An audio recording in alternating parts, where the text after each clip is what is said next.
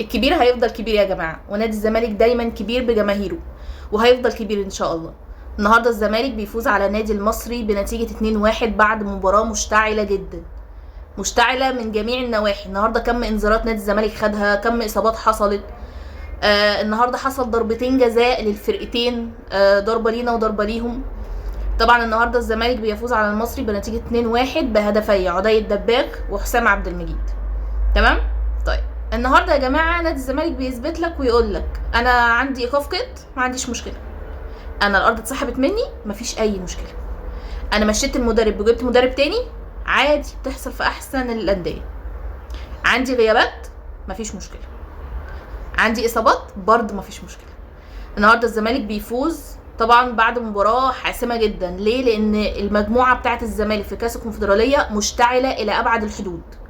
عندنا 3 فرق من اصل 4 فرق بينافسوا على المركز الاول. مين هما؟ طبعا الزمالك حاليا في المركز الاول الحمد لله برصيد 8 نقط. المصري في المركز الثاني برصيد 7 نقط. عندك يا سيدي كايزر تشيف في المركز الثالث برصيد 7 نقط برضه. طبعا المنافسه هتفضل مشتعله. ده معناه ان احنا ريحنا، ما ريحناش بس خدنا نفس. طيب ايه بقى الجديد؟ هقولك يا سيدي ان احنا عندنا فاضل لنا مباراتين والحمد لله بعدنا عن المصري، عشان انا تقريبا كنت كل يوم اصحى الاقينا هنلعب المصري. ماشي.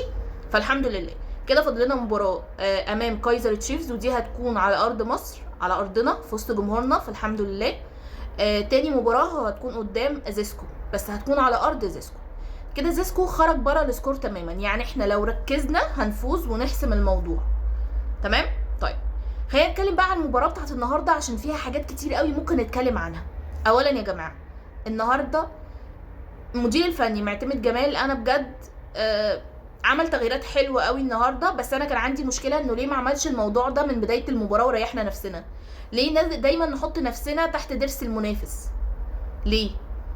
يعني انت لما انت عارف انه شيكو بنزا وحش، اخوان الفينا وحش، مردوده في الملعب سيء، بيضيع مجهود زمايله، ليه بينزل اساسي؟ ها هتقولي شيكو بنزا تسبب في ضربه الجزاء، هقول لك ضيع كام كوره؟ ها اكيد انا مش منزلها عشان تسبب لي في ضربه جزاء، ممكن تتحسب وممكن لا. مش ده المردود اللي انا منتظراه يا جماعه. هتلاقي بقى الملعب اتغير تماما تماما لما المدير الفني عمل التغييرات الصح. مين هما؟ خلى عدي ناحيه اليمين، خلى ناصر مهاجم، نزل احمد شريف وخرج شيكو بنزا وخرج الفينا. بص الثلاثي ده عامل رعب ازاي. اول ما الثلاثي ده بقى في الملعب اتفرج بقى على شكل الزمالك اتغير تماما. كمان مش بس كده، الخضري كان واخد انذار وبالتالي كان لازم يطلع، لانه كان اكيد هيعمل انذار تاني، لان حتى ايشو لما نزل عمل انذار وبالتالي كان الخضري هيعمل انذار برضه، فكان زمانه اتطرد وكنا بنلعب ناقصين. فكويس ان هو طلع الخضري. طب مين كمان؟ طبعا النهارده دخل دونجا السكور ولعبه، ولان احنا كنا فاقدين نص الملعب تماما. محمد السيد النهارده وحش قوي. تمام. النهارده الزمالك بيفوز بنتيجه كويسه وهي 2-1. ليه؟ لان انت بتلعب فرقه كبيره جدا. المصري يا جماعه عنده فرقه تخوف بجد، كامل العدد بجد. يعني عارف انت متخيل عنده لعيبه تحفه في كل المراكز، فرقه متكامله من اول الدفاع لحد الهجوم. جميل. طيب النهارده في لعيبه كانت كويسه قوي وفي لعيبه ما كانتش كويسه. طبعا خلينا نتكلم الاول ونقول انه مش فاهمه بصراحه محمد صبحي النهارده. المفروض ان هو قال ان هو مصاب، معلش هو بيلعب ليه بقى لما هو مصاب؟ يعني بعد ما هو قال ان هو مصاب كان هيقلب علينا هجمه، يعني عمل تمريره خاطئه كانت هتقلب علينا بهجمه انا مش عايزه اقول لك بقى، يعني صعبه قوي. فمش هينفع طالما انت مصاب ما خرجتش ليه؟ ها فمش فاهمه بصراحه. وخد انذار النهارده، دونج خد انذار النهارده، ادم كانت خد انذار، في كم انذارات النهارده يا جماعه مش طبيعيه. عشان كده المباراه القادمه في كاس الكونفدراليه هتكون صعبه جدا عشان هيبقى عندنا غيابات. تمام. طيب خلينا نتكلم ونقول انه هو ده الزمالك يا جماعه، بيفاجئك دايما. النهارده مين يقول ان احنا نقدر نكسب المصري يعني النهارده في ظل الظروف الفظيعه دي؟ محدش. تمام. بس دايما الزمالك بيفاجئك. النهارده انا الاداء ما كانش عاجبني عشان اكون صريحه معاكم.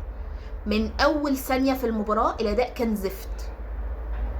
تمام. حتى لما جبنا ضربه الجزاء انا مش مقتنعه بالاداء، ودايما بقول كلمه كده وانا مقتنعه بيها.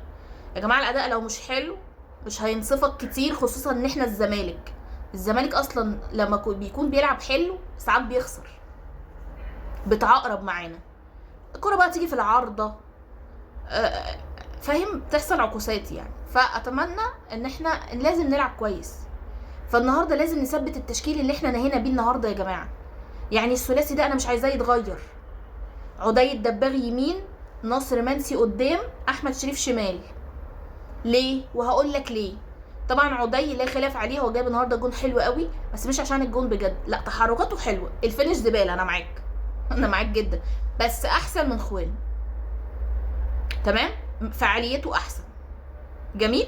طيب عندك احمد شريف في الشمال، مش بس عشان تحركاته حلوه، لا لا لا لا لا، بينزل يدافع على عكس شيكوبانزا. النهارده الخضري اتضغط جامد لان شيكوبانزا عامل له كارثه، مش بينزل يدافع معاه، فالجبهه دي كلها على الخضري. انا مقدره جدا اللي حصل ده، يعني انت فاهم الموضوع عامل ازاي، فكانت كارثه يعني.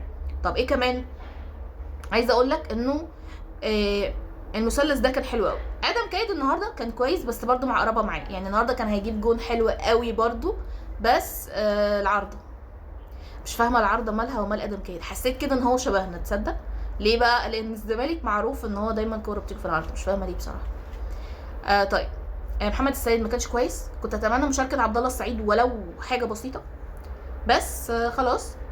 النهارده للاسف حاسه ان دونجا اتصاب تاني.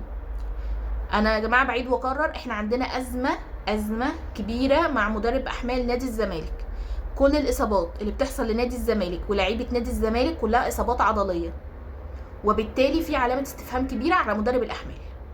كمان في علامه استفهام كبيره على الجهاز الطبي في نادي الزمالك. بعيد واكرر يا جماعه، لازم يكون في وقفه. ما ينفعش يبقى جهاز طبي بياخد بالدولار 10,000 دولار ومردوده زي الزفت. كان عندنا دكتور محمد أسامة بجد يعني بيستنى على مستحقاته، مدرب كويس قوي، اتعرض عليه الاهلي وهو رفض، يعني تحس ان هو قلبه علينا بجد، ودكتور شاطر وكان بياخد بالمصري، مشيناه ليه؟ فاهم حاجه؟ طيب الحمد لله ان على الفوز النهارده، بس اتمنى ان كابتن معتمد جمال يركز اكتر على التشكيل الاساسي، لان احنا عندنا مشكله دايما في بدايه التشكيل. التغييرات النهارده كانت حلوه وافادتنا فعلا، وده الصح. ليه ما بنعمله متاخر؟ لان انت الوقت مش دايما هيسعفك، يعني لولا النهارده كره عدي كنا هنخرج متعادلين، وكان هيحط لنا ده في موقف وحش قوي في البطوله. تمام. طيب الف مبروك للزمالك على الفوز النهارده، والف مبروك لجمهور الزمالك النهارده اللي بيشجع من اول ثانيه لحد اخر ثانيه. وطبعا هو الفوز ده بتاعهم، يعني احنا بنفوز عشان اصلا الجمهور بصراحه.